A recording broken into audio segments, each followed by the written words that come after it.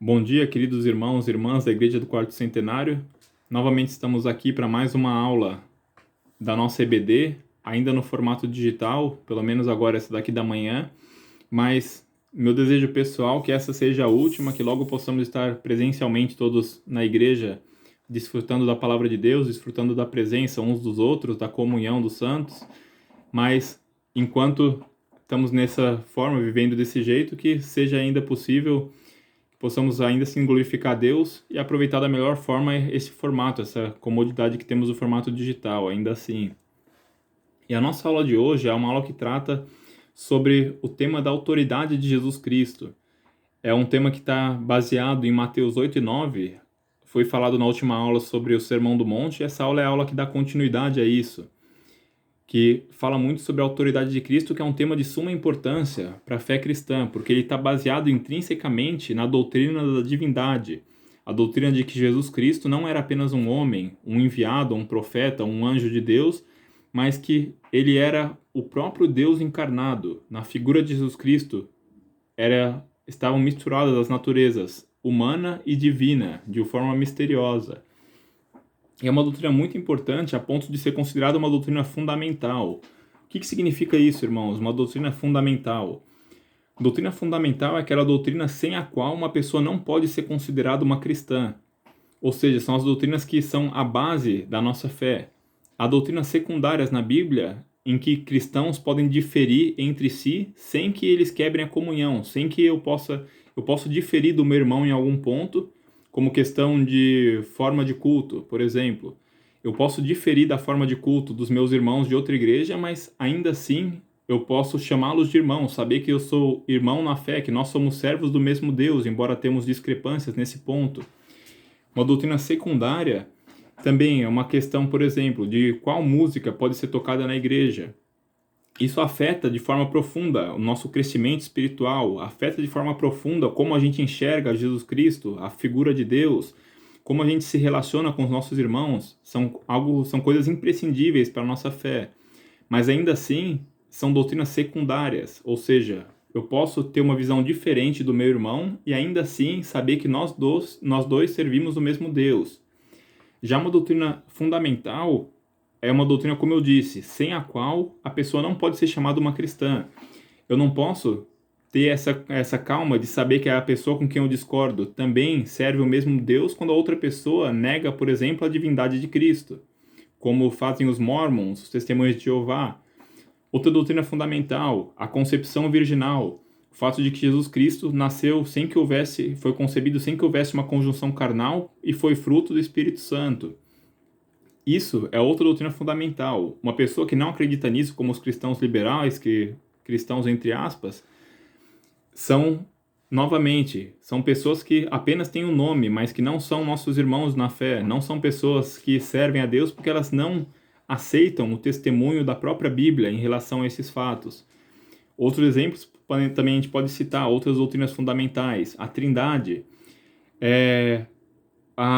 por exemplo, o fato de que há um julgamento no final, de que existe um inferno real, existe um céu real, que pessoas, ou seja, crentes que não acreditam na existência do inferno, também não são crentes realmente em Jesus Cristo.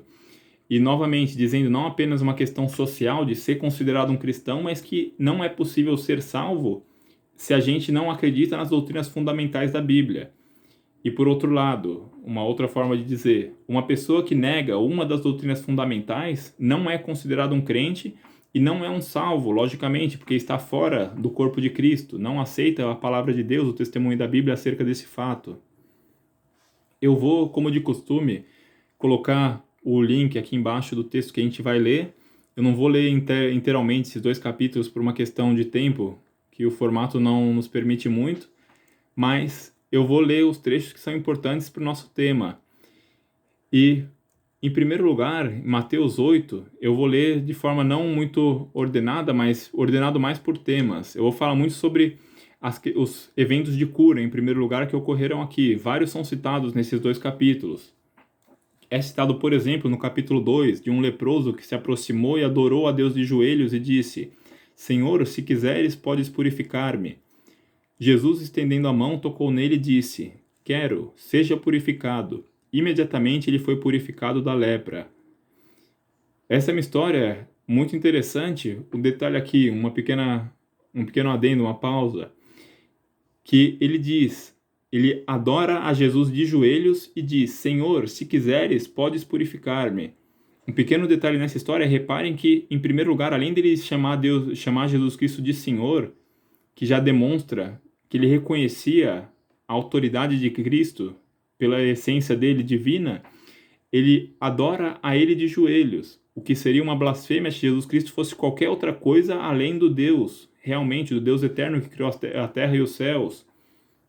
E não é possível adorar a um anjo sem que isso seja uma blasfêmia. Não é possível adorar um profeta, não é possível adorar uma pessoa, porque somente Deus pode ser adorado.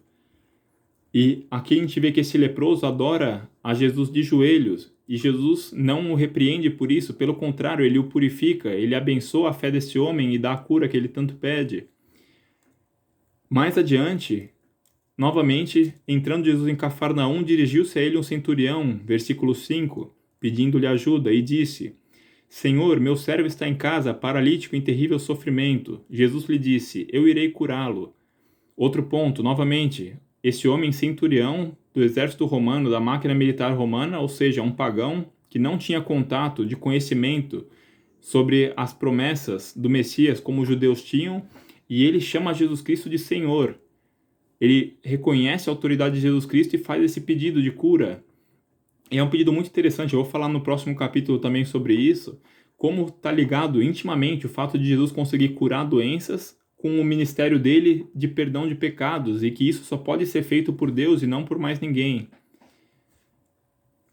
O centurião diz: Senhor, não mereço receber-te debaixo do meu teto, mas dize apenas uma palavra e o meu servo será curado.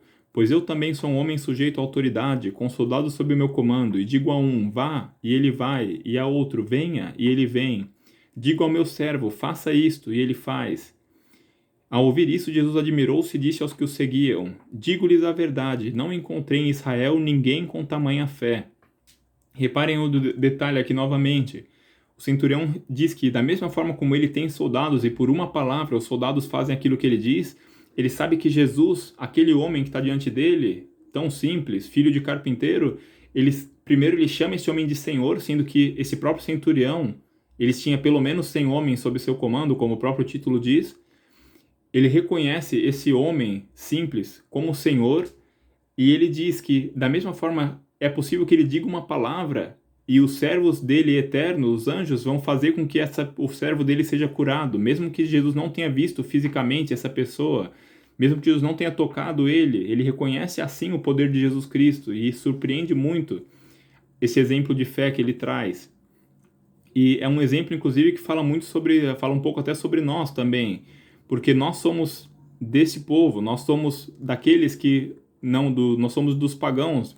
Muito poucos de nós somos judeus de herança, mas Jesus diz: muitos virão do Oriente e do Ocidente e se sentarão à mesa com Abraão, Isaque e Jacó no reino dos céus, mas os súditos do reino serão lançados para fora, nas trevas, onde haverá choro e ranger de dentes.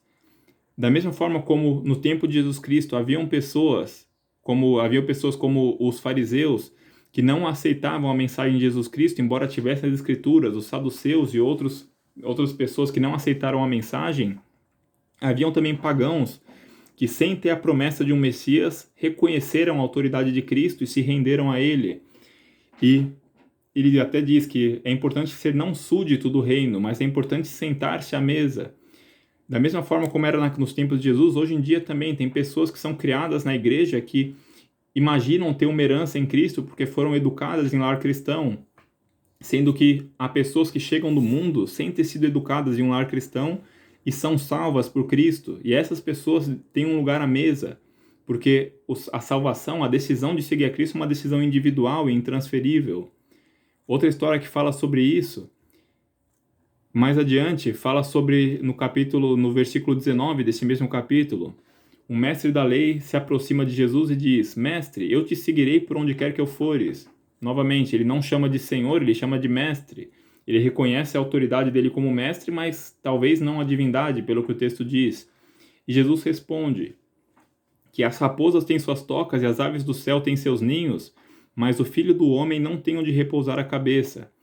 Ou seja, ele sabia que essa pessoa não estaria disposta a passar pelas dificuldades que o caminho de Cristo estava chamando. A gente sabe que hoje em dia a gente não tem que abdicar de muitas coisas para ser cristão, na nossa cultura, no nosso tempo, mas há pessoas nesse mesmo tempo, em outros países, que têm que abdicar do convívio familiar, porque a família abre mão do convívio quando sabe que ele se tornou um crente.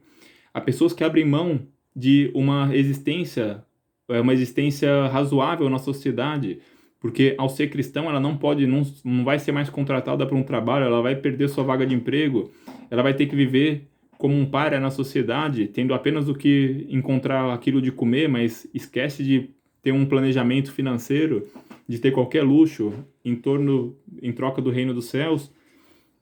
E muito se fala aqui nesse trecho também sobre essa importância de abrir mão de coisas, ou pelo menos estar dispostos a abrir mãos de coisas terrenas que são temporárias, que são coisas mortas. Elas têm um prazo de validade, elas vão morrer cedo ou tarde, por coisas eternas, que não morrem, que duram para sempre. Da mesma forma, Jesus disse, siga-me. Desculpe, irmãos, versículo 21. Outro discípulo lhe disse, Senhor, deixa-me ir primeiro sepultar meu pai. Mas Jesus lhe disse, siga-me e deixe que os mortos sepultem os seus próprios mortos. Mortos aqui tanto no sentido literal quanto figurado nessa resposta. Ele diz que deixe que os mortos espiritualmente sepultem os seus próprios mortos, que nada desse mundo, nada temporário, nada que vai ser destruído junto com esse mundo no final dos tempos, que nada disso seja um empecilho para que você tome a decisão hoje de seguir a Cristo, de tomar parte dessa herança eterna. Então, a gente vê essa importância muito grande que temos de trocar aquilo que é eterno, aquilo que é terreno, aquilo que é temporário, aquilo que é passageiro por uma herança eterna em Jesus Cristo. Muitas vezes a gente não tem que abrir mão das coisas que os discípulos e apóstolos abriram mão para seguir a Cristo, mas a gente tem que invariavelmente estar dispostos a passar por isso, porque o caminho cristão diz que estamos sujeitos a passar por essas necessidades, mas a eternidade nos espera. Então, que estejamos prontos para seguir por esse caminho e que, embora isso pode ou não ser pedido de nós nessa vida, que abdiquemos de tanta coisa por amor a Deus. Pode ser que a gente não tenha que ouvir esse pedido, pode ser que a gente não tenha que passar por isso, mas se amamos realmente a Jesus Cristo, a gente tem que estar dispostos a isso de uma forma ou de outra, que também isso seja parte das nossas orações. Mais adiante, a gente vê, eu vou pular aqui mais para frente, depois eu vou retornar para trazer o centro dessa lição. Mas a questão, quando fala do Jesus Cristo na região dos Gadarenos, versículo 28, que ao encontro dele foram 2 endemoniados que vieram dos sepulcros, eram tão violentos que ninguém podia passar por aquele caminho. E eles gritaram, que queres conosco, filho de Deus? Vieste aqui para nos atormentar antes do devido tempo? Repare novamente que os próprios demônios, eles chamam ele não de mestre, mas chamam ele de filho de Deus. Eles reconhecem que Jesus Cristo é o próprio Deus. Não apenas isso, mas eles dizem, vieste aqui para nos atormentar antes do devido tempo? Reparem que a autoridade para atormentar os demônios eternamente no inferno é algo que é intransferível, apenas o próprio Deus vai fazer isso, não é algo que os anjos farão, que os crentes no céu farão, estando salvos. Ou seja, os demônios reconhecem a autoridade de Cristo e reconhecem que aquele homem era o próprio Deus encarnado, quando entra em contato com ele. Então, a gente vê que Jesus expulsa esses demônios, eles vão nos porcos e os porcos se jogam do precipício e todos eles morrem. Aquela manada de porcos morre afogada.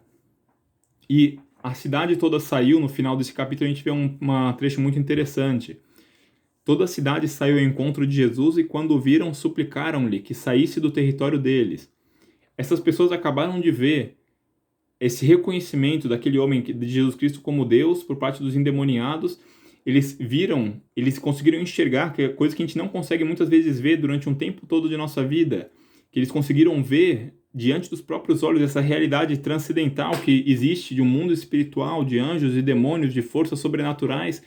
Eles viram isso e eles poderiam reconhecer por meio disso que o próprio Deus esteve na ilha deles, o próprio Deus esteve no território deles, mas ainda assim eles estão preocupados com coisas terrenas.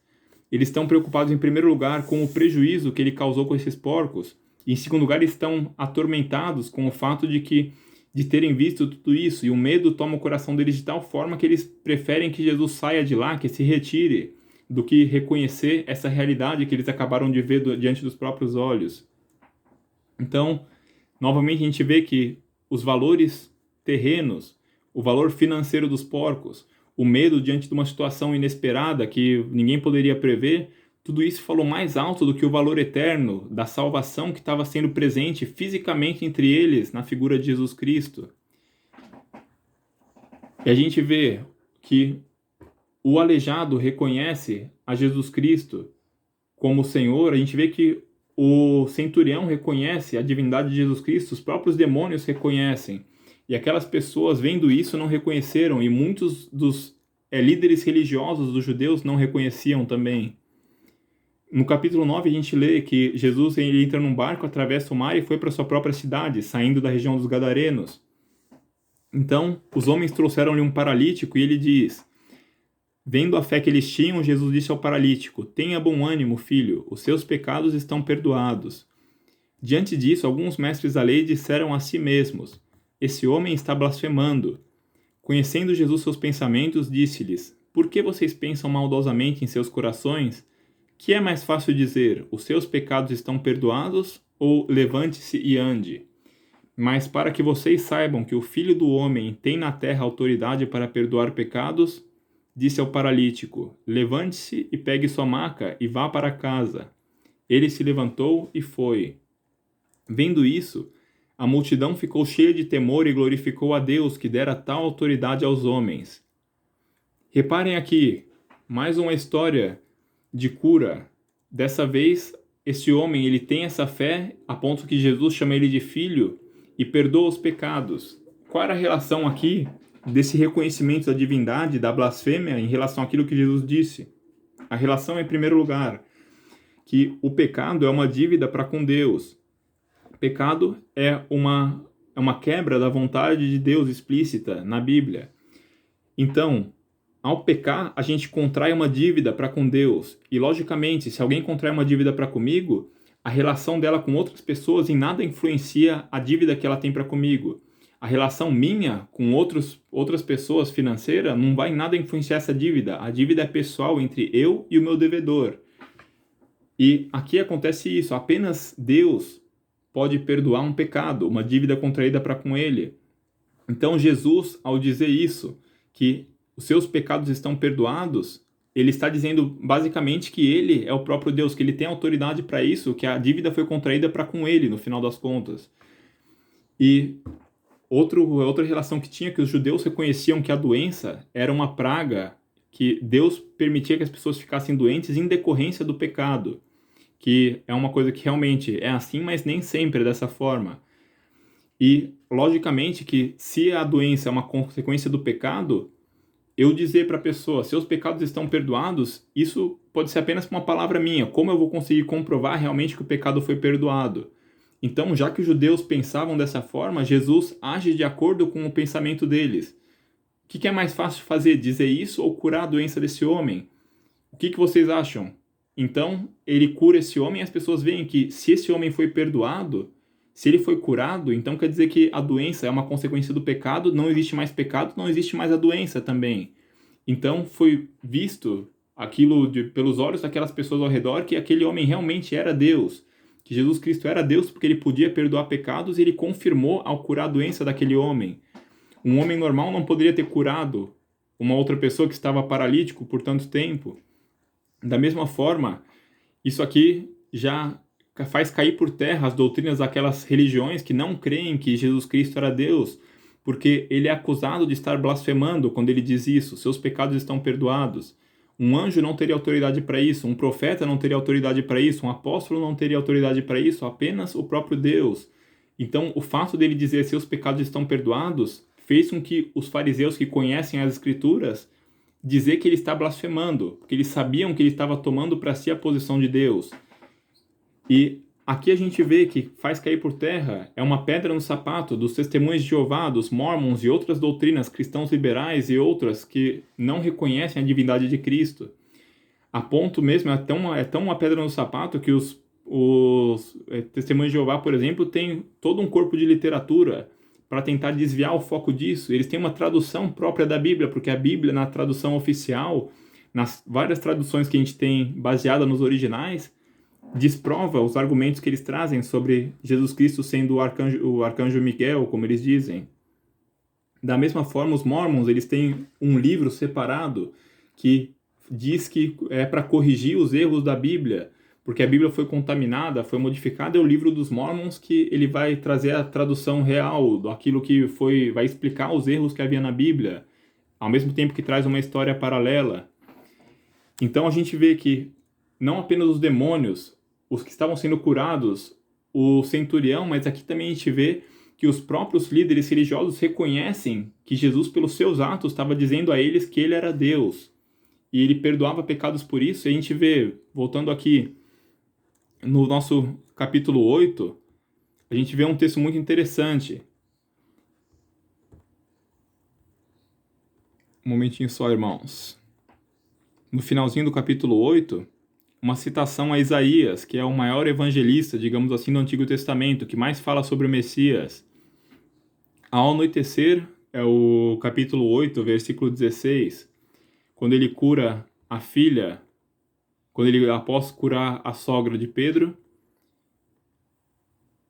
aí menciona o seguinte: assim se cumpriu o que fora dito pelo profeta Isaías, ele tomou sobre si as nossas enfermidades e levou sobre si as nossas doenças. É uma menção do trecho de Isaías que diz sobre a função do Messias, do Deus encarnado, o que haveria de ser quando ele viesse e estivesse entre nós. E Jesus Cristo várias vezes cumpre isso em seu ministério. Novamente, voltando ao capítulo 9, no finalzinho traz esse trecho falando como um resumo de tudo aquilo que foi dito, que é o 9:35. Jesus ia passando por todas as cidades e povoados, ensinando nas sinagogas, pregando as boas novas do reino e curando todas as enfermidades e doenças. É um trecho que resume tudo isso que a gente viu sobre as curas. E as curas denotavam que ele era o próprio Deus, porque ele tinha autoridade não somente para modificar o estado físico das pessoas, mas modificar o estado espiritual ao perdoar pecados, porque eram dívidas contraídas para com ele, para com Deus. E ele demonstra isso várias vezes. Fala aqui sobre o recrutamento de Mateus, que era um coletor de impostos, como ele foi chamado para ser um discípulo. Isso é mencionado no versículo 9. É mencionado também sobre o jejum, só que eu não vou tratar disso porque não é o nosso tema de hoje. O nosso tema principal, no versículo 14. E mais uma história de cura. Fala aqui também que falava ele ainda, versículo 18, quando um dos dirigentes da sinagoga chegou, ajoelhou-se diante dele e disse: minha filha acaba de morrer, vem e impõe a tua mão sobre ela, e ela viverá. Jesus levantou-se e foi com ele também os seus discípulos. Nisso, uma mulher que havia 12 anos vinha sofrendo de uma hemorragia, chegou para trás dele e tocou na borda do seu manto, pois dizia a si mesma: se eu tão somente tocar em seu manto, ficarei curada. Voltando-se, Jesus a viu e disse: ânimo, filha, a sua fé a curou. E desde aquele instante a mulher ficou curada. Quando ele chegou à casa do dirigente da sinagoga e viu os flautistas e a multidão agitada, disse: saiam, a menina não está morta, mas dorme. E todos começaram a rir dele. Depois que a multidão se afastou, ele entrou e tomou a menina pela mão e ela se levantou. A notícia desse acontecimento espalhou-se por toda aquela região. E, saindo dali Jesus, 2 cegos o seguiam, dizendo: filho de Davi, tem misericórdia de nós. Entrando ele na casa, os cegos se aproximaram e ele lhes perguntou: vocês creem que eu sou capaz de fazer isso? Eles responderam: sim, Senhor. E ele, tocando nos olhos deles, disse: que lhes seja feito segundo a fé que vocês têm. E a visão deles foi restaurada. Então Jesus os advertiu severamente: cuidem para que ninguém saiba sobre isso. Eles, porém, saíram e espalharam a notícia por toda aquela região. Reparem que, embora Jesus tenha dito isso, mas a alegria dessa cura, do perdão dos pecados, principalmente, foi de tal forma grande que eles não conseguiam conter. Eles acabaram contando para todo mundo na região, embora eles ouviram essas palavras de Jesus para que não fizessem isso.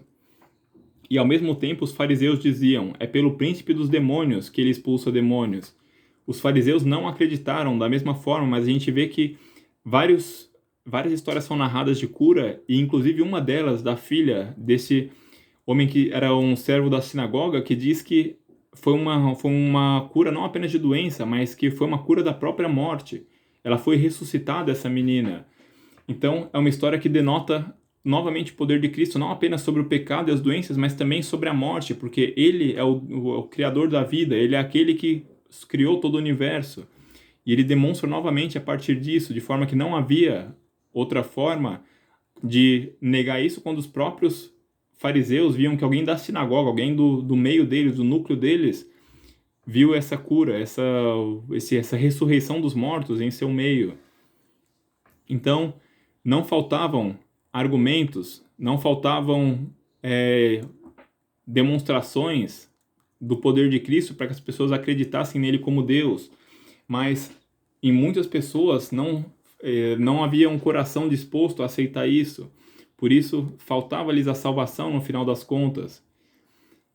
E a gente muitas vezes vê que, embora pessoas recebam tudo de Deus, muitas pessoas não acreditam nele, muitas pessoas não estão dispostas a entregar seu coração. E a gente mesmo que acredita em Deus, a gente passa por muitas dificuldades na vida e a gente se pergunta muitas vezes onde está Deus. Mas Deus manda as adversidades. No caso, as doenças que a gente viu aqui nesse texto, a morte da filha do homem da sinagoga, a doença do servo do centurião, são todas as questões de endemoniados, tudo. A gente vê que, em primeiro lugar, havia um ponto em como, da mesma forma como Jesus veio na Terra, e houve um pico, digamos assim, da atividade divina na história do nosso planeta, houve também um pico do outro lado da atividade satânica. Então a gente vê o nível de possessões, o nível de eventos sobrenaturais, o nível de doenças causadas por espíritos era o mais alto do que esteve na história, de forma que a gente não observa no nosso dia a dia, nos tempos de Jesus, por causa disso. Porque foi um momento crucial onde Jesus esteve entre nós encarnado, Deus esteve aqui na Terra e Satanás, tentava de todas as suas forças, tentou mudar o objetivo de Cristo pela tentação, pelas dificuldades, para fazer com que ele não chegasse ao que ele queria chegar, dessa salvação por meio de Jesus, no final das contas. E por esse motivo a gente não vê tantas doenças, tantas possessões como no tempo de Jesus. No Novo Testamento a gente lê várias situações dessa forma, e por isso também não há tantas curas, e não há tantos eventos sobrenaturais como havia naquele momento. Mas tudo isso, as doenças, as dificuldades, as mortes que foram consertadas por Jesus Cristo, foram enviadas com um único motivo, para que as pessoas reconhecessem que Jesus Cristo era Deus. Elas foram instrumentos da glória de Deus, no sentido de que as pessoas reconheciam na cura de Jesus Cristo que ele era Deus, que ele podia perdoar pecados e curar, que a dívida do pecado era contraída com ele. E muitos realmente reconheceram, não somente dos judeus, mas também dos pagãos. E é importante que a gente reconheça também na nossa vida que é muitas vezes assim, que sofremos muitas vezes, passamos por dificuldades, vemos morte no meio de nós, temos doenças, temos problemas que a gente imagina que, como cristão, como filhos do rei, a gente talvez não deveria estar sofrendo isso, talvez não imagine que não mereça, mas a gente percebe na figura de Cristo, em primeiro lugar, que nós somos pecadores e somos merecedores em decorrência de todo o mal que a gente sofre aqui na terra, no final das contas, e que merecemos a danação, merecemos a condenação eterna, mas Jesus Cristo nos dá o dom gratuito da salvação, e nos dá o perdão de pecados de forma imerecida, que é o significado da graça.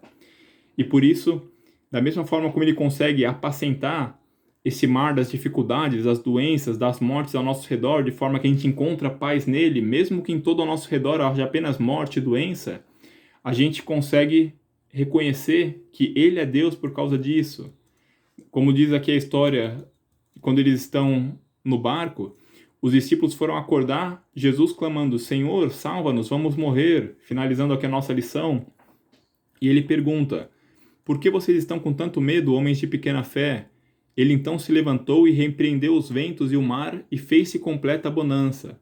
Os homens ficaram perplexos e perguntaram: quem é esse que até os ventos e o mar lhe obedecem? Por isso que Deus cria o vento e o mar na nossa vida, para que a gente reconheça o poder dele, que ele é o próprio Deus, que os ventos e o mar obedecem a esse Deus. E ele não está longe quando a gente está no barco, sofrendo a tempestade, ele não está na borda, ele não está fora do nosso campo de visão, ele está no barco juntamente conosco.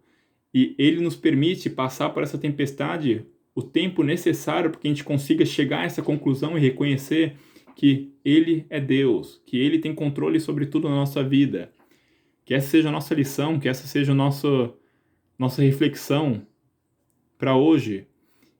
A autoridade de Deus em Jesus Cristo, a autoridade que ele tinha de falar as palavras que falou, de ensinar aquilo que ele ensinou, porque ele era Deus, de fazer aquilo que ele fez, não trocar bens terrenos por bens eternos, deixar que os próprios mortos sepultem seus próprios mortos, permitir que aquilo que é do mundo fique no mundo, que não trocamos, que isso não seja um empecilho para que aceitemos ao nosso Deus, para que sigamos a Deus no final das contas, porque a gente só tem a ganhar nessa troca. E em último lugar, que a gente entenda que o mundo, a gente vai passar por sofrimentos, mas o motivo do sofrimento é a gente entender que Deus está no controle. A gente só vai passar por sofrimento para entender o consolo que está em Deus. A gente vai passar por morte para que a gente consiga encontrar que em Jesus Cristo está a vida verdadeira. A gente vai passar por dores para entender que somente em Cristo a gente tem a bonança eterna. E as tormentas, o vento e o mar dessa vida respondem a esse Deus e obedecem a Ele, porque foi Ele que os criou no final das contas e Ele tem total controle. Que essa palavra esteja em nossos corações, que a gente possa refletir sobre isso, que Ele nos abençoe sempre a nunca desanimar no meio das dificuldades, porque é Deus que está no controle, Ele não está longe, mas Ele está no barco com a gente. Amém, irmãos? Que Deus nos abençoe e que tenhamos um domingo abençoado.